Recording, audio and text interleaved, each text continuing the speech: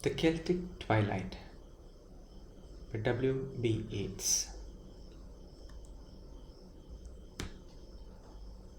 A teller of tales. Many of the tales in this book were told me by one Paddy Flynn, a little bright-eyed old man who lived in a leaky and one-roomed cabin in the village of Ballisodare, which is, he was wont to say, the most gentle, whereby he meant fairy, place in the whole of County Sligo. Others hold it, however, but second to Drumcliff and Dromahair. The first time I saw him, he was bent above the fire with a can of mushrooms at his side. The next time, he was asleep under a hedge, smiling in his sleep. He was indeed always cheerful, though I thought I could see in his eyes, swift as the eyes of a rabbit when they peered out of their wrinkled holes, a melancholy which was well nigh a portion of their joy, the visionary melancholy of purely instinctive natures and of all animals. And yet, there was much in his life to depress him.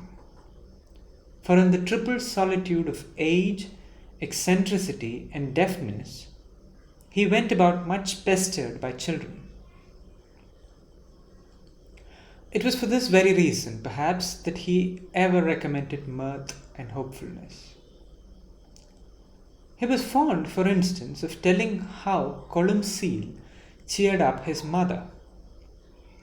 "How are you today, mother?" said the saint. "Worse," replied the mother. "May you be worse tomorrow," said the saint. The next day, Columcille came again, and exactly the same conversation took place. But the third day, the mother said, "Better, thank God." And the saint replied, "May you be better tomorrow." He was fond, too, of telling how the judge smiles at the last day, alike when he rewards the good and condemns the lost to unceasing flames. He had many strange sights to keep him cheerful or to make him sad. I asked him had he ever seen the fairies, and got the reply, "Am I not annoyed with them?" I asked too if he had ever seen the banshee. "I have seen it," he said, "down there by the water, batting the river with its hands."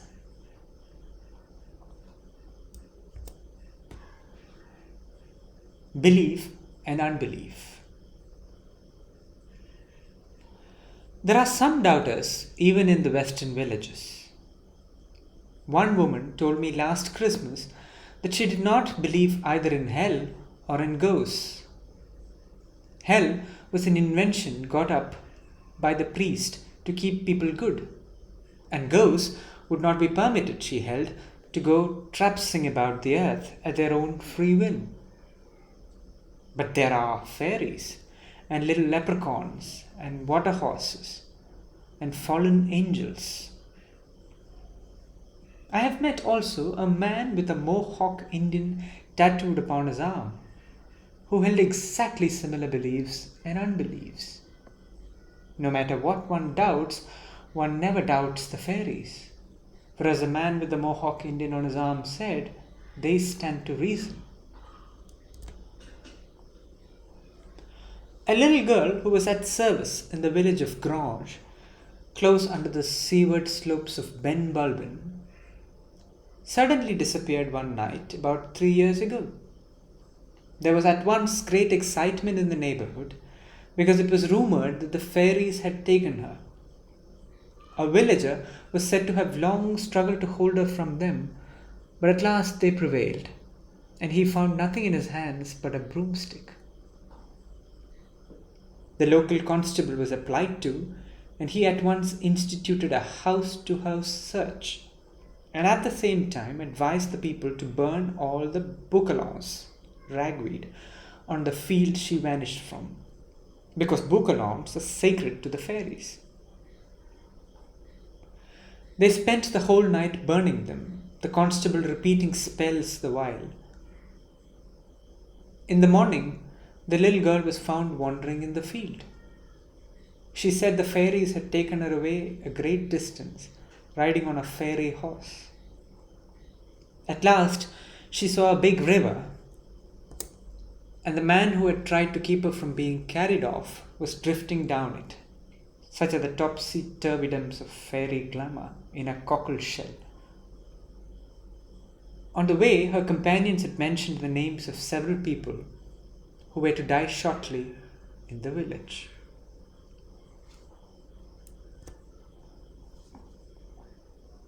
The Devil. My old Mayo woman told me one day that something very bad had come down the road and gone into the house opposite. And though she would not say what it was, I knew quite well. Another day she told me of two friends of hers who had been made love to by one whom they believed to be the devil. One of them was standing by the roadside when he came by on horseback and asked her to mount up behind him and go riding.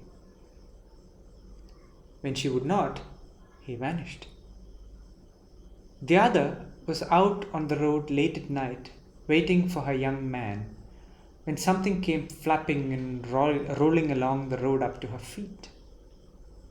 It had the likeness of a newspaper, and presently it flapped up to her face, and she knew by the size of it that it was the Irish Times. All of a sudden it changed into a young man who asked her to go walking with him. She would not, and he vanished. I know of an old man too, on the slopes of Ben Bourbon, who found the devil ringing a bell under his bed, and he went off and stole the chapel bell and rang him out.